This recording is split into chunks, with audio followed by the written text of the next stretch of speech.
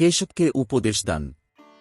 কেশববাবু পরমহংসদেবের প্রকৃত ভাব জ্ঞাত হইবার নিমিত্ত 2-3 জন ব্যক্তিকে দক্ষিণেশ্বরে প্রেরণ করিয়াছিলেন।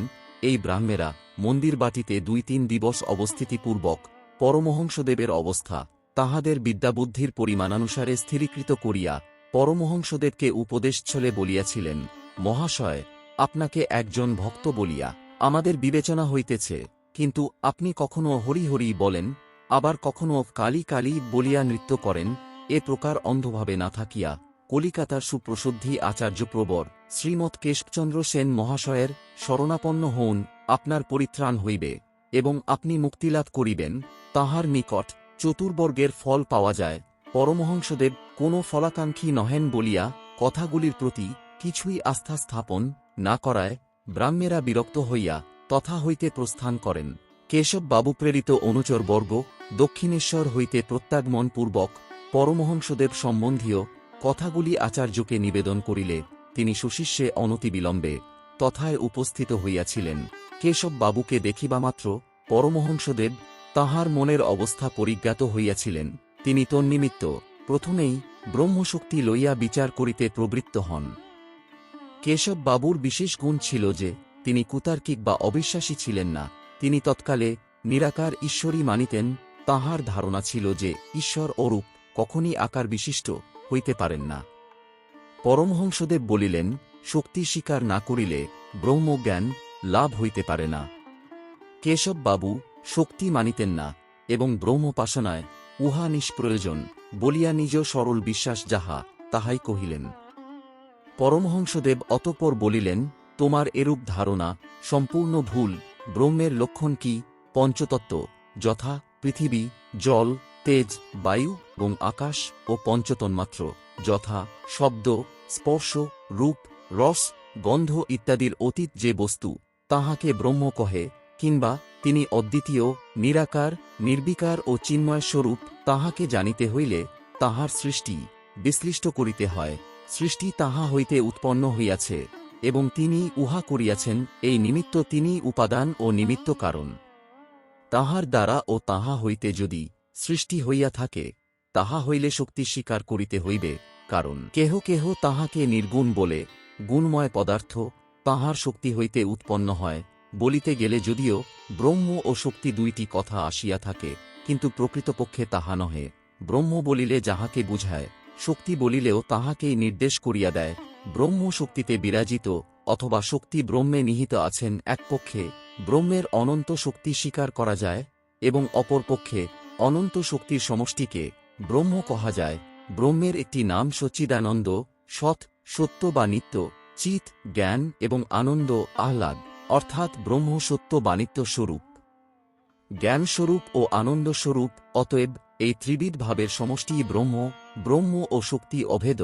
যেমন অগ্নি, অগ্নি বলিলে আমরা ইহার শক্তির ভাব অগ্রে উপলব্ধি করিয়া থাকি, যথা উত্তাপ, বর্ণ এবং দাহিকা শক্তি, অথবা এই শক্তিত্রয়ের সমষ্টিকে অগ্নি বলে। যদি ইহার শক্তিগুলি স্বতন্ত্র করা যায়, তাহা হইলে অগ্নি থাকিবে না। এস্থলে অগ্নি ও অগ্নির শক্তিবিশেষ যদিও দ্বৈতভাবের পরিচায়ক হইতেছে, কিন্তু বস্তুত তাহা নহে, উহা একেরই অবস্থা বিশেষ। যেমন দুগ্ধ ও তাহার ধবলত্ব। দুগ্ধ যে বস্তু, ধবলত্ব তাহারই, তাহা দুগ্ধ ছাড়া নহে। যদি ব্রহ্ম ও শক্তি অভেদ হয়, তাহা হইলে ব্রহ্ম এবং শক্তি 2টি স্বতন্ত্র শব্দে উল্লেখ করিবার হেতু কি? যেমন এক ব্যক্তি লিখিতে পারে, পড়িতে পারে, নাচিতে পারে, গাইতে পারে, বাজাইতে পারে এবং চিত্র করিতে পারে। এ স্থানে ব্যক্তি এক, শক্তি নানা প্রকার। সেইরূপ যে সময়ে ব্রহ্মের অনন্ত শক্তির স্বতন্ত্রভাব প্রকাশিত হইতে দেখা যায়, তখনই ঐ শক্তিদিগের কোন প্রকার অবলম্বন স্বীকার করিতে হয়। অবলম্বন না থাকিলে শক্তি সকল কি প্রকারে অবস্থিতি করিয়া থাকে। এই নিমিত্ত সচ্চিদানন্দ শব্দের দ্বারা ব্রহ্মের অবস্থানটি সুন্দররূপে পরিজ্ঞাত হইয়া যাইতেছে। সৎ, নিত্য, এটি ব্রহ্মপদবাচ্য। এ অবস্থাটি বাক্য মনের অতীত। নিত্য এই শব্দটির কি ভাব এবং আমরা বুঝি বা কি? অনিত্য বস্তু দেখিয়া আমরা যে ভাব লাভ করিয়া থাকি, তাহার বিপরীত ভাবকে নিত্য কহে। ইহা অনুমান করিবার বস্তুও নহে। চিৎ অর্থে জ্ঞান। এই চিৎশক্তি দ্বারা জগতের উৎপত্তি হইয়াছে। জ্ঞানশক্তিই সৃষ্টির সর্বপ্রধান নিদানস্বরূপ। সাধারণ দৃষ্টান্তরূপে একটি কাঠের পুতুল গৃহীত হোক, পুতুলটি কাঠের দ্বারা গঠন করিল কে? সেই ব্যক্তি, বা তাহার হস্ত, কিংবা কোনো যন্ত্রবিশেষ, বাটালি কিংবা করাতকে মুখ্য কারণ বলা যায় না, কাঠকেও ঐরূপ কারণ বলিলে ভুল হয়। এস্থলে সেই ব্যক্তির জ্ঞানশক্তিকে নির্দেশ করা হইয়াছে। মিস্ত্রি তাহার জ্ঞানশক্তির সাহায্যে একজাতীয় কাঠের নানা প্রকার গঠন করিতে পারে। যাহা কিছু দেখিবার, শুনিবার, বলিবার ও উপলব্ধি করিবার আছে, ছিল বা হইবে, তৎসমুদয় চিৎ শক্তির অন্তর্গত। চিৎশক্তি হইতে সৎ বা নিত্যের প্রকাশ পাইয়া থাকে। যেমন উত্তাপ শক্তি অগ্নির পরিচায়ক, উত্তপ্ততা না থাকিলে অগ্নি বলিয়াকে জানিতে পারিত। উত্তাপ শক্তির দ্বারা যে প্রকারে অগ্নির অস্তিত্ব নিরূপিত হইল, চিৎশক্তির দ্বারা সেইরূপে ব্রহ্মকে নিরূপণ বা উপলব্ধি করা যাইতে পারে। যদিও এস্থলে ব্রহ্ম এবং শক্তির মধ্যে ভেদ দেখানো হইল, কিন্তু প্রকৃত প্রস্তাবে ভেদ নাই, তাহা একেবারেই অবস্থাবিশেষ।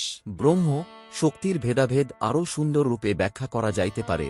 যেমন জলাশয়ের জল যখন স্থির থাকে, তখন তাহাকে ব্রহ্ম বা সৎ অথবা পুরুষ কহা যায়, কিন্তু তাহাতে ঢেউ উঠিলে শক্তি বা প্রকৃতির ভাব আসিয়া থাকে। যখন কোনো কার্য নাই, সৃষ্টি নাই, তখন তিনি ব্রহ্ম বা অটল সুমেরুবৎ। কার্য আসিলেই শক্তির খেলা বলিতে হইবে। ব্রহ্ম পুরুষ এবং শক্তি প্রকৃতি, কারণ একের আশ্রয়ভূত আরেকটি। এই নিমিত্ত ব্রহ্ম পুরুষ এবং শক্তি প্রকৃতি বলিয়া উল্লিখিত। যেমন বৃক্ষ পুরুষ ও তদ্বেষ্টিত লতা স্ত্রী শব্দে অভিহিত হইয়া থাকে। তুমি একখানি চিত্রপট প্রস্তুত করিলে, চিত্রটি তোমার চিত্র করা শক্তি হইতে তোমার দ্বারা জন্মিল, এজন্য তুমি পুরুষ। তোমার চিত্র করা শক্তি তোমার স্ত্রী, এবং চিত্রটি সন্তান বিশেষ। সেই প্রকার ব্রহ্ম পিতা, শক্তি মাতা এবং আমরা সন্তান স্বরূপ। অতএব ব্রহ্মোপাসনায় প্রথমে শক্তির উপাসনা করা কর্তব্য, কারণ ব্রহ্মা হইতে সৃষ্ট পদার্থ পর্যন্ত শক্তির ঐশ্বর্য বা অধিকার, যাহা লইয়া ব্রহ্মোপাসনা করিবে, তৎসমুদয় শক্তির সম্পত্তি জানিবে। ব্রহ্মোপাসনায় উপযুক্ত হওয়া ও সেই অবস্থায় আনয়ন করিবার সামর্থ্য শক্তি ভিন্ন কাহারও নাই, কারণ যাহা বলিবে অথবা যাহা করিবে, তাহা শক্তির অন্তর্গত।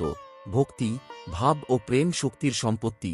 ফলে যে সকল উপকরণাদি লইয়া ব্রহ্মা পূজা করিবে, তাহা শক্তি ভিন্ন আর কাহারও নহে। শক্তি অতিক্রম করিয়া যে কাহারও ব্রহ্মোপাসনা হয় না, তাহার কারণ এই। ব্রহ্মোপাসনার যে সফল প্রণালী প্রচলিত আছে, তাহাতে কোনো প্রকার ভাব অবলম্বন ভিন্ন সাধনকার্য হইতে পারে না। হয় পিতাপুত্র সম্বন্ধ, না হয় প্রভুভৃত্য সম্বন্ধ, কোন স্থানে সৃষ্টিকর্তা ও সৃষ্ট সম্বন্ধ, এবং কোন স্থানে রাজা প্রজা সম্বন্ধ। এই সম্বন্ধগুলি সুন্দরও বটে, কিন্তু স্থানে স্থানে ভাবের কিঞ্চিৎ ব্যতিক্রম ঘটিয়াছে। পিতা বলিলে মাতা চাই, সৃষ্টিকর্তা বলিলে কর্তৃ চাই, কারণ কেবল কর্তা একাকী সৃষ্টি করিতে পারেন না। কথায় বলে, মাকে দিয়ে বাপকে চেনা, মা নাই, বাপকে স্বীকার করিতেছি। ইহা যৎপরণাই অস্বাভাবিক। ওই মাতৃতত্ত্বটি সকলের উৎপত্তির স্থল, উহাকে মা বলা যায়। ওই মা বা চিৎ শক্তি কেবল সৃষ্টিস্থিত বস্তু কেন, অবতার বলো, রূপ বলো, জ্যোতি বলো, সকলই প্রসব করিয়া থাকেন। এই জন্য অনন্ত রাধার মায়া কহনে না যায়, কোটি কৃষ্ণ কোটি রাম হয় যায় রয় বলিয়া উল্লেখ করা হয়। মুখে শক্তি অস্বীকার করিলে চলিবে না। শক্তি ব্যতীত কোনো কার্যই হইতেছে না। দেখো জড় জগৎ, উহা কিরূপে চলিতেছে। শক্তিতে দেখো সৌরজগৎ, উহাও শক্তিতে চলিতেছে। মনুষ্যগণ দেখিতেছে দর্শন শক্তিতে, আহার পরিপাক হইতেছে পাকশক্তিতে, কথা কহিতেছে বাকশক্তিতে এবং অনুভব করিতেছে স্পর্শ শক্তিতে। যেদিকে দেখো, কি বাহিরে, কি অভ্যন্তরে, কি ঊর্ধ্বে, কি অধোদেশে, শক্তির কার্য নাই। এমন স্থানে কুত্রাপি দেখা যাইবে না। মনোনিবেশপূর্বক চিন্তা করিয়া দেখো, অনায়াসে বুঝিতে পারিবে। যে শক্তিতে জগৎ সৃষ্ট হয় বলিয়া কথিত হইয়াছে, তাহাকে চিৎশক্তি বা মায়া কহে। এই মায়া কার্য বিশেষে দুই শ্রেণীতে বিভক্ত হইয়াছে, একটিকে বিদ্যামায়া এবং অপরটিকে অবিদ্যামায়া কহে। বিদ্যামায়ার অন্তর্গত বিবেক এবং বৈরাগ্য, কাম, ক্রোধ, লোভ, মোহ, মদ, মাৎসর্য অবিদ্যামায়ার অন্তর্গত বলিয়া উল্লিখিত। জীবগণ যখন অবিদ্যামায়ায় অভিভূত থাকে, তখন তাহারা ঈশ্বর হইতে অনেক দূরে পতিত হইয়া যায়। তাহারা ষড়রিপুর দোর্দণ্ড প্রতাপে এমনি বিমুগ্ধ ও পরাজিত হইয়া পড়ে যে, তাহারা আপনাদের বিস্মৃত হইয়া রিপুদিগের অধীনে এককালে উৎসর্গী কৃত হইয়া যায়। মহাশক্তির উপাসনা করিলে রিপুগণ ক্রমে বিদূরিত হইয়া যায়। তখন মনোরাজ্যে বিবেক ও বৈরাগ্য আসিয়া অধিকার বিস্তার করে। তখন মন ভাবরূপ রাজপথ প্রাপ্ত হইয়া মহাভাবময়ী মহাশক্তির প্রভাবে ব্রহ্মে মিলিত হইয়া যায়। ব্রহ্ম ব্রহ্ম করিয়া তো দেখিয়াছ, কিছুই প্রাপ্ত হও নাই। একবার মা কিংবা সচ্চিদানন্দময়ী অথবা ব্রহ্মময়ী বলিয়া ডাকো দেখি, এখনি তাহার ধনে ধনী হইয়া যাইবে। যে ঈশ্বর দর্শন এখন অদর্শন হইয়া রহিয়াছে, তাহা দর্শন করিবে, ভাবে নহে প্রত্যক্ষ করিবে। যে ঈশ্বরকে অজ্ঞেয় বলিয়া বোধ করিতেছ, তাহার সহিত বাস্তবিক বিহার করিবে।